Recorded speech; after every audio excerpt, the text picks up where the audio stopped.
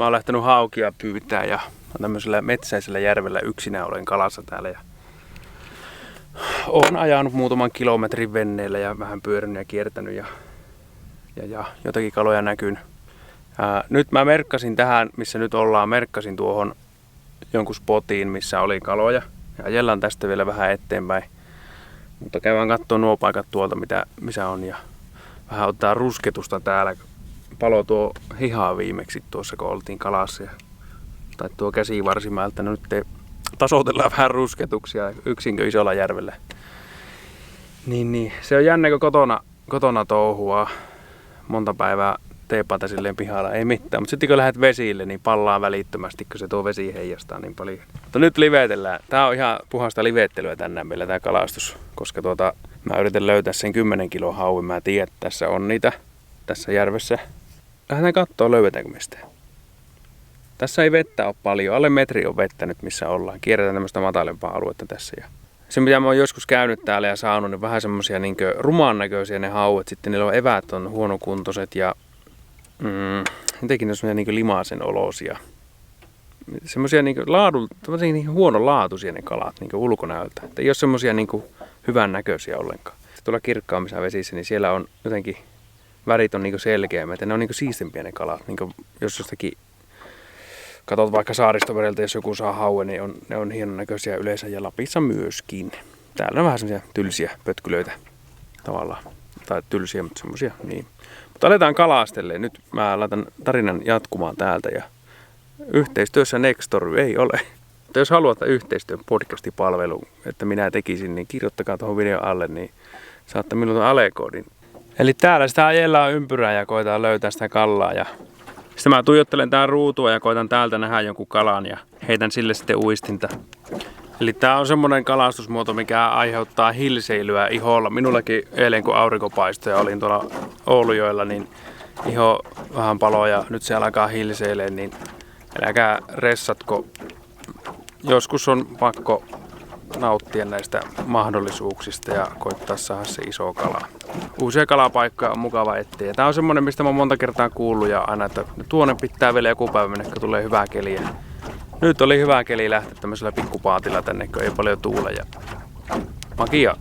makia ajella. Katsotaan, tässä saattaa äkkiä mennä kauankin aikaa ennen kuin kalaa tulee. Ja se voi tulla sitten tilanne. Niin nyt mulla tärisee kädet, sieltä tuli joku iso kala, mutta mä en tiedä minkä koneen kala se on. Ja tässä on 2-3 kalaa on tän näköinen yrittää ja yhden kalan sain äsken. Ja nyt tuli sitten joku vähän isompi kala, mutta en tiedä yhtään minkä kone se on. Punnitaan haavin kanssa. On sillä iso pää, mutta en tiedä paljonko se painaa. Se on vähän reilu 8 kiloa. Ei ole sen isompi, mutta hyvä hauki se on. Kuin iso se 10 kiloinen sitten oikein on. Käsittämätöntä. Huhhuh. Tärisyttää.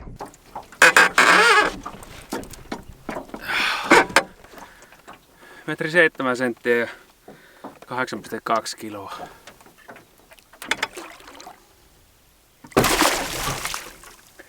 Sehän lähti vauhdilla. Huhhuh. Tämmöisellä sädillä se tuli. Tämmöstä lähdin heittelemään. Lentokone pörrää tuossa. Surina kuuluu, mutta ei se haittaa. Tällä tuli ensin pienempi hauki ja nyt tuli sitten toinen. Mä ajattelin, että tuo on tommonen sädi, millä ikkä ei ole mitään tullut. Ja, tää on muistaakseni, onko se savakekeari? Mä en ole ihan varma. Mä oon ostanut tää joskus tarjouksesta, koska se oli väri lähtenyt pinnasta tuosta ja ei paljon maksanut kaupassa. Tätä heitellään. Hiki on 26 lämmintä. Mä katsoin äsken, mitä se näkyy tuossa.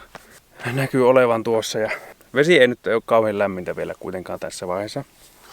Mutta muuten ilmat on lämpimät ja ei ole hauenkalastuksen paras mahdollinen keli, tämmönen kirkas päivävalo. Mutta lähimpä kokkeilee.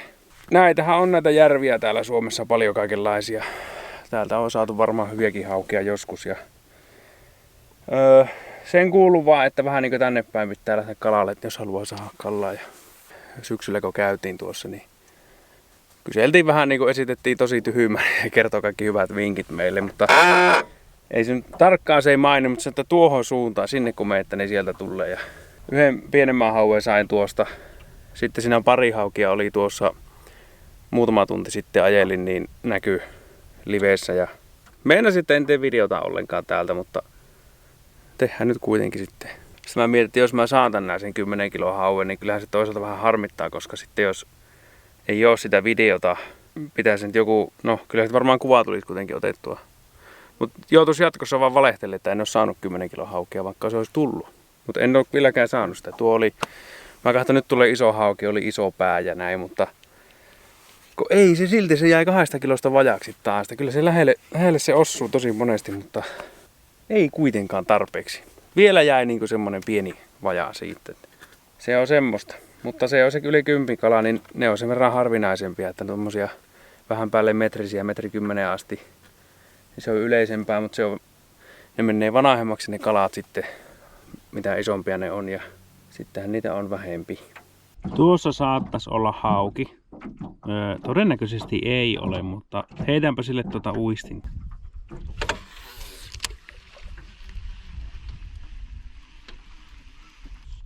Ei se ole kala. Siellä on vähän ukkospilviä tuolla, mä en tiedä, pitääkö se lähteä ajaa rantaan päin.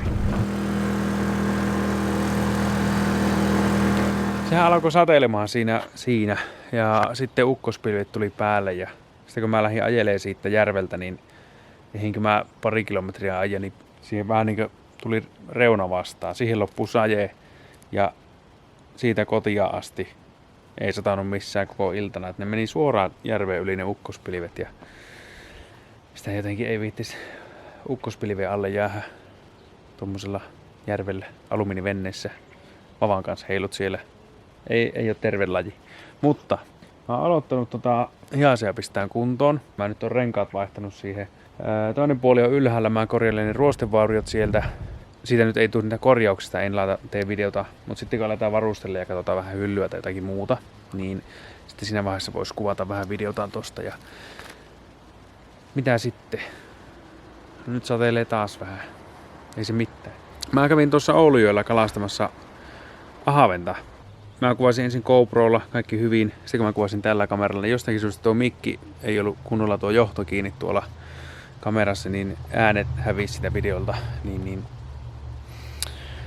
puolet videosta meni vähän niinku hukkaan, mutta mä nyt laitan ne tähän kuitenkin, koska jos kiinnostaa, niin siellä hartaiselän keskellä on semmonen, kun tulee virta, siinä on semmonen matalekko, siinä on jotakin kiviä. Virta jakautuu sen kivien ohi kummallekin puolelle. Siihen jää sellainen tyyni alue, missä vesi pyörii paikallaan. Siinä on ahavenparvi. Mä kävin viime kesänä siinä ja mä käyn siinä vielä uudestaan. Mä nyt oon käynyt 2 siinä ja siinä on kummallakin reissulla tosi hyvin tullut kallaa. Ja mä kävin pari iltaa sitten kaverin kanssa siinä. Me saatiin, no kummatkin saa jonkun yli 30 senttisen ahaven. Mulla oli 3 oli se. Eli ihan semmosia OK-kaloja. Mutta mä kävin päivällä nytten siellä. Ja ne ahavenet oli vähän pienempiä, että illalla ja aamulla tulee varmaan ehkä isompaa, tai ainakin siltä se näyttää. Lähdetäänpä kokeilemaan, tulisiko jotain ahaventa. Mulla on sumppu tuolla kelluu ja katsotaan, että olisiko täällä mitään. Puotaan jiki tuonne pohjaan. Pomputellaan sillä pohjassa sitä ja sieltä otti. Oi, irtosi. Otti uudestaan.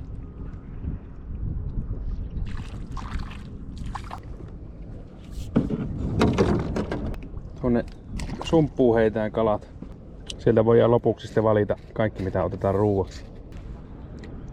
Uusi tiputus tuonne ja kävi jo kiinni. Sieltä irtos. Onko mulla liian iso jiki tässä? Tai sitten kalat on liian pieniä. Nyt siellä on.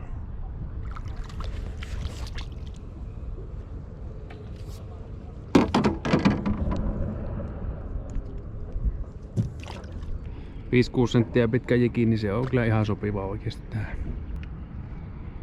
Koko ajan käy tärppimässä, mutta en tiedä onko se vähän iso.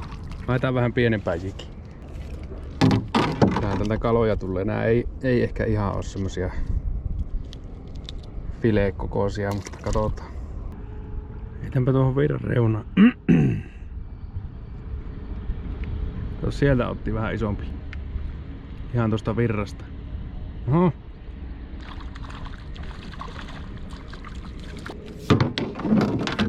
Ei se ollut paljonkaan isompi.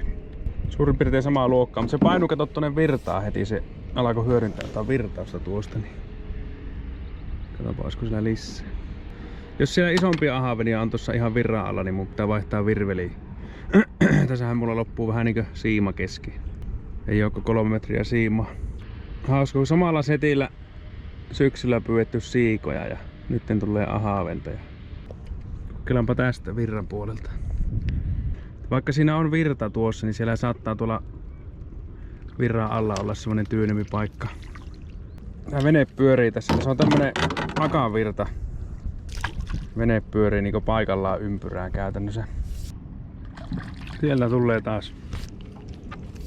Tässä kohtaa äänet hävisi videosta, eli tämmöstä suhinaa täältä kuuluu, mutta ajattelin sitten, että kaikki ylimääräiset jutut leikkaan pois. Mä tässä vähän koitin esitellä tai vertailla avokelaa ja hyrräkelan settiäkin, mutta siitä voitaisiin tehdä omaa videosa, että miksi mä käytän hyrräkelaa välillä ja miksi käytän välillä avokelaa. Koska välillä hyrräkelaa on mukavampi käyttää kuin avokelaa ja voisi siitä kertoa sitten vielä erikseen lisää. Semmoista kalaa sillä tuli.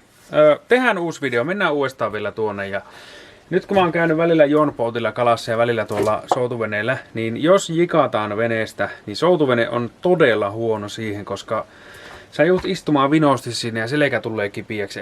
Ei oo kiva. Siinä on vaikea niin istua sillain ryhdikkäästi ja sitten se pohja on vielä semmonen, että jos heitellään vähän joka suuntaan, niin se kallistelee ja keinähtelee.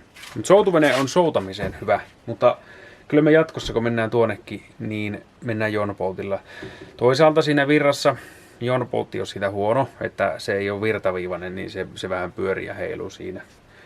Mutta mennään silti sillä, koska siinä on mukavampi kalastassa ja voit pyöriä sillä tuolilla ympäri siinä.